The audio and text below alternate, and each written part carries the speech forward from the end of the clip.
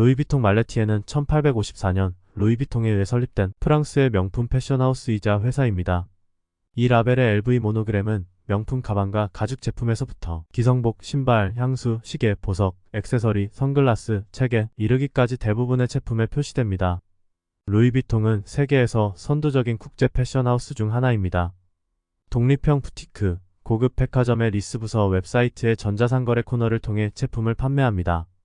루이비통은 2006년부터 2012년까지 6년 연속으로 세계에서 가치 있는 명품 브랜드로 선정되었습니다. 2012년 평가액은 미화 259억 달러였습니다.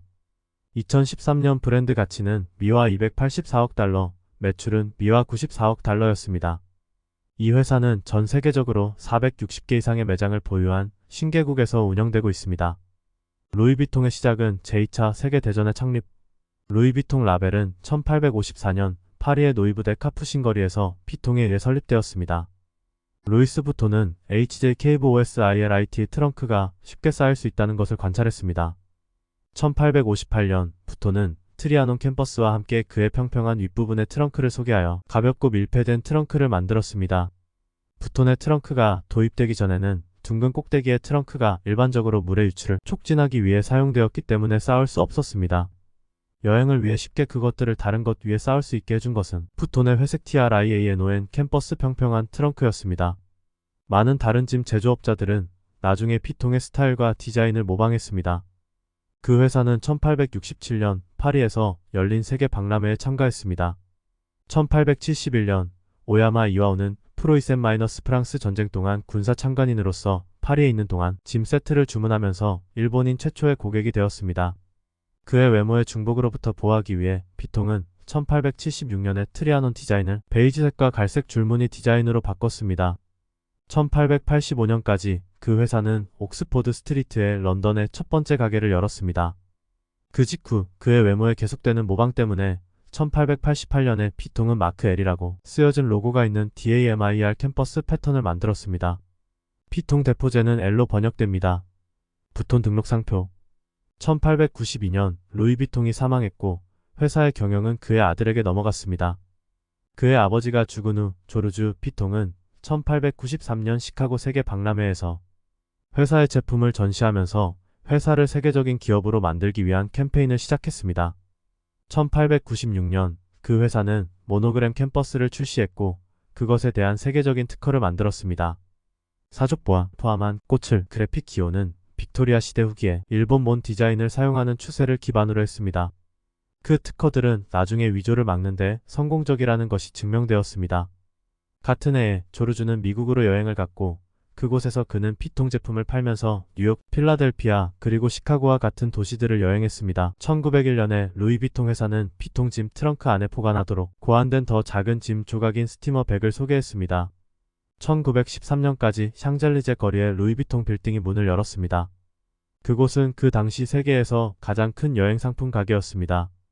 1차 세계대전이 시작되면서 뉴욕, 봄베이, 워싱턴, 런던, 알렉산드리아, 부에노스아이레스에도 가게가 문을 열었습니다. 그 후 1930년에 키볼 100 가방이 소개되었습니다. 1932년 동안 LV는 노 가방을 소개했습니다.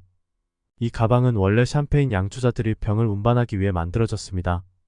그 후 얼마 지나지 않아 루이비통 스피디백이 출시되었습니다. 1936년에 조르주 피통이 사망했고 그의 아들 가스통 루이 피통이 회사의 지배권을 인수했습니다. 제2차 세계대전 나치 협력 2차 세계대전 동안 루이비통은 독일이 프랑스를 점령하는 동안 나치와 협력했습니다. 프랑스 언론인 스테파니 본비치니가 저술하고 파리판 파야르가 펴낸 프랑스 책 루이비통 프랑스 사가는 피통 가문의 구성원들이 필리프 페탱 원수가 이끄는 비시 정부를 적극적으로 돕고 독일과의 사업으로 불을 늘린 과정을 담고 있습니다. 그 가족은 2,500개 이상의 흉상을 포함하여 페탱을 미화하는 공예품을 생산하는 데 전념하는 공장을 설립했습니다. 출판사 파야드의 캐롤라인 바블레 대변인은 그들은 책에서 어떤 것도 논쟁하지 않았지만 그들은 책이 존재하지 않는 척하면서 그것을 묻으려 하고 있습니다. 라고 말했습니다. 2004년 이 책의 출간에 대해 LVMH의 대변인은 이것은 고대의 역사입니다. 이 책은 가족이 운영하던 시기와 LVMH의 일부가 되기 훨씬 전의 시기를 다루고 있습니다. 우리는 다양하고 관대하며 현대적인 회사가 되어야 하는 모든 것들입니다. LVMH 대변인은 풍자 잡지러 커나드 이엔 CHA니에게 말했습니다. 우리는 사실을 부인하지 않지만 유감스럽게도 저자가 BC 에피소드를 과장했습니다. 우리는 누구에게도 압력을 가하지 않았습니다. 만약 기자들이 스스로 검열을 원한다면 그것은 우리에게 잘 맞습니다. 그 출판물은 그 책을 언급한 유일한 프랑스 정기 간행물이었는데 아마도 LVMH가 언론에서 그 나라의 가장 큰 광고주이기 때문일 것입니다. 1945년부터 2000년까지 이 기간 동안 루이비통은 작은 지갑과 지갑에서부터 더 큰 짐 조각에 이르기까지 대부분의 제품에 가죽을 포함하기 시작했습니다. 라인을 넓히기 위해 그 회사는 1959년에 그것의 특징인 모노그램 캠퍼스를 더 유연하게 만들기 위해 개조했고 그것이 지갑, 가방, 그리고 지갑에 사용될 수 있도록 했습니다. 1920년대의 위조가 21세기까지 계속되어야 할 더 큰 문제로 되돌아온 것으로 여겨집니다. 1966년에 파피용이 출시되었습니다. 1977년까지 연간 수익이 7천만 프랑에 달했습니다. 1년 후 그 레이블은 일본에서 첫 번째 매장인 도쿄와 오사카에 문을 열었습니다. 1983년 그 회사는 아메리칸 컵과 함께 요트 경주를 위한 예비대회인 루이비통 컵을 형성했습니다. 1983년 대만 타이페이와 1984년 한국 서울에 매장을 열면서 루이비통은 아시아에서 입지를 넓혔습니다. 이듬해인 1985년 EPI 가죽 제품 라인이 도입되었습니다. 1987년에는 샴페인과 코냑의 선도적인 제조업체인 LVMH, 모ët 챈던과 헤네시가 루이비통과 합병하여 명품 그룹을 형성했습니다. 1988년의 수익은 1987년보다 49% 더 증가한 것으로 보고되었습니다. 1989년까지 루이비통은 전 세계적으로 130개의 매장을 운영하게 되었습니다. 1990년대 들어 이브 카르셀은 LV 사장으로 임명됐고 1992년 루이비통은 팔레스 호텔에 베이징 1호점을 열면서 중국 본토에 진출했습니다. 1993년 타이가 가죽 제품 라인과 보이저 아베크의 문화 컬렉션과 같은 추가 제품들이 소개되었습니다. 1994년에 1996년 모노그램 캠퍼스 100주년 기념행사가 전 세계 7개 도시에서 열렸습니다. 1997년 루이비통은 마크 제이콥스를 예술 감독으로 임명했습니다. 다음해 3월 그는 회사의 첫 번째 남성과 여성을 위한 프레트 아포터 라인을 디자인하고 소개했습니다. 또한 올해에는 모노그램 버니스 라인, LV 스크랩북, 루이비통 시티 가이드 등이 소개되었습니다. 20세기의 마지막 사건은 1999년 미니 모노그램 라인의 출시였습니다. 2000년 모로코 마라케시의 아프리카 1호점 개점. 마침내 샤론 스톤이 디자인한 허용 케이스 AMFAR이 판매된 이탈리아 베니스 국제영화제의 경매에서 수익금은 에이지 연구 재단 2000년에도에 전달되었습니다. 2001년부터 2011년까지 스티븐 스프라우스는 마크 제이커브즈와 함께 모노그램 패턴 위에 쓰여진 그래피티를 특징으로 하는 한정판 부통 가방 라인을 디자인했습니다.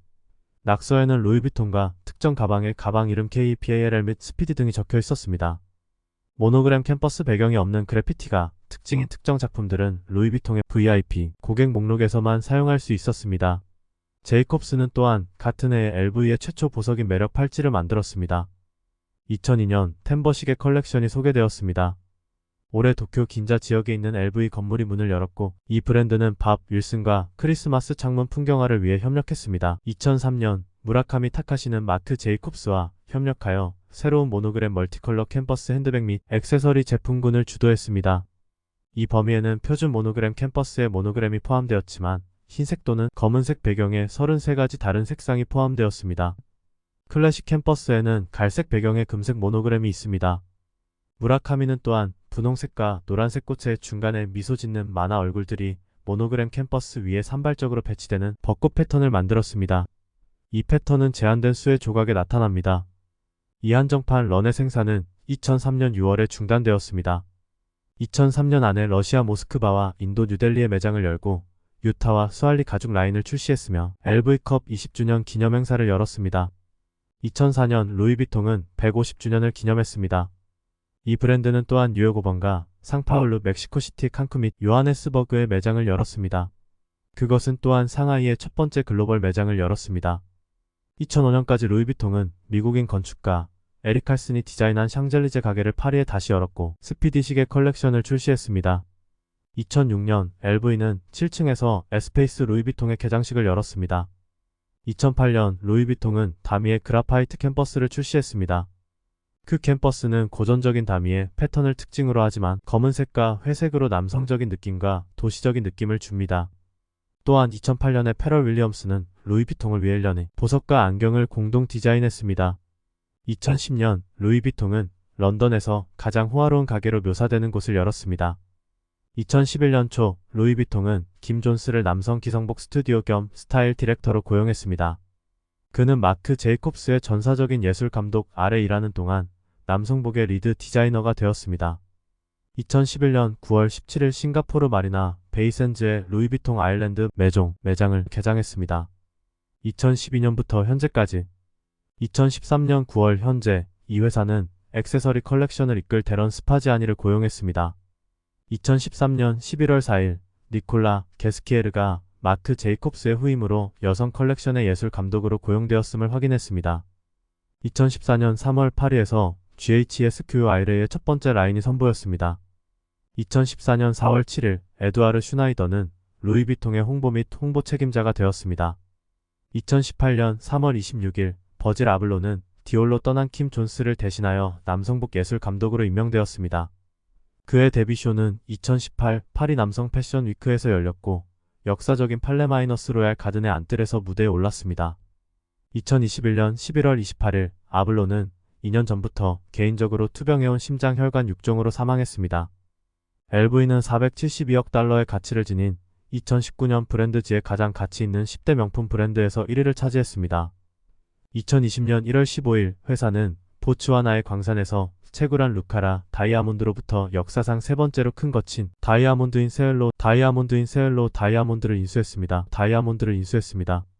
2022년 3월 LVMH는 러시아-우크라이나 전쟁으로 인해 이 지역의 현재 상황을 고려하여 러시아 내 120개 이상의 매장을 폐쇄한다고 발표했습니다. LVMH 대변인은 회사가 러시아에 있는 500명의 직원들에게 급여와 혜택을 계속 지급할 것이라고 말했습니다. 2023년 2월 14일 패럴 윌리엄스는 남성복 크리에이티브 디렉터로 임명되었습니다. 브랜드 및 지적재산권 루이비통 브랜드와 LV 모노그램은 세계에서 가장 가치 있는 브랜드 중 하나입니다. 미러드 브라운 2010 연구에 따르면 루이비통은 당시 세계에서 19번째로 가장 가치 있는 브랜드였으며 190억 달러 이상의 가치가 있는 것으로 추정되었습니다. 2011 브랜드지 연구에서 발표한 가장 강력한 브랜드 목록 10위 중 1위에 올랐으며 가치는 243억 달러였습니다. 2위 브랜드 가치의 2배가 넘었습니다. 루이비통은 신분의 상징이라는 이미지 때문에 패션계에서 가장 위조된 브랜드 중 하나입니다. 아이러니하게도 위조를 방지하기 위해 서명 모노그램 캠퍼스가 만들어졌습니다. 2004년 루이비통 가짜는 유럽연합에서 압수된 위조 액세서리의 18%를 차지했습니다. 이 회사는 위패를 근절하기 위해 적극적으로 노력하고 있으며 변호사와 특별수사기관으로 구성된 팀을 고용하여 전 세계 법원을 통해 범죄자를 추적하고 있습니다. 그 회사는 통신 예산의 약 절반을 위조 방지를 위해 할당합니다. 비통이 모회사인 LVMH는 다양한 수준의 책임자 60여 명이 광범위한 외부 조사관 및 변호사팀과 협력하여 위조 방지를 위해 상근하고 있습니다. 그 회사는 제품의 유통을 면밀히 통제합니다. 오늘날 비통 제품들은 주로 회사 소유의 루이비통 부티크에서 구입할 수 있으며 고급 상점가나 고급 백화점 내부에서는 소수의 예외가 지적됩니다. 백화점 내의 회사 부티크는 독립적으로 운영되며 회사 관리자와 직원이 운영합니다. LV는 메인 웹사이트를 통해 공식 온라인 스토어를 운영하고 있습니다. 2006년 이 회사는 MERIFST 도메인 이름 LV.com을 루이비통으로 강제하기 위해 WIPO를 통해 콜로라도에 본사를 둔 매너페스트 인포메이션 서버서즈 리미티드 일명 매너페스트 HOSTMASTR 및 매너페스트.com을 상대로 소송을 제기했습니다. 법적 조치가 실패하고 도메인은 이후 리버풀 빅토리아 LV에 의해 인수되었습니다. 루이비통은 중국에서 30년째 영업을 하고 있으며 현재 중국은 전국 40여 개 오프라인 매장을 자랑하는 프랑스 매종의 주요 시장입니다. 루이비통 제품 이후로 루이비통 트렁크는 손으로 만들어졌습니다. 컨템포러리 패션은 LV 트렁크의 제작을 미리 보여줍니다.